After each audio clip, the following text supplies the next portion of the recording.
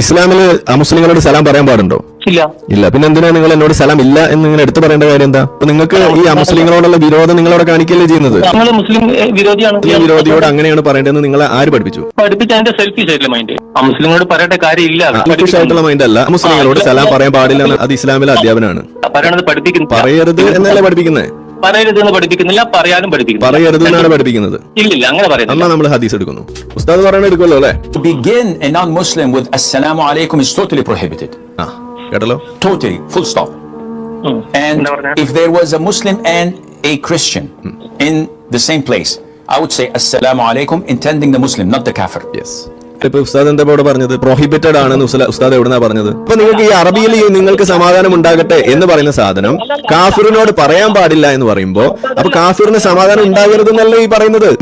ഈ ഹറാമാണ് എന്ന് നിങ്ങൾക്ക് അറിയുന്നതുകൊണ്ട് തന്നെയാണ് നിങ്ങൾ എന്റെ അടുത്ത് സലാം ഇല്ല എന്ന് എടുത്ത് പറഞ്ഞത്. അവിടെ പുറത്തു വന്ന എന്താണ്? നിങ്ങളുടെ ഈ പേപ്പട്ടി മതത്വമാണ് പുറത്തു വന്നത്.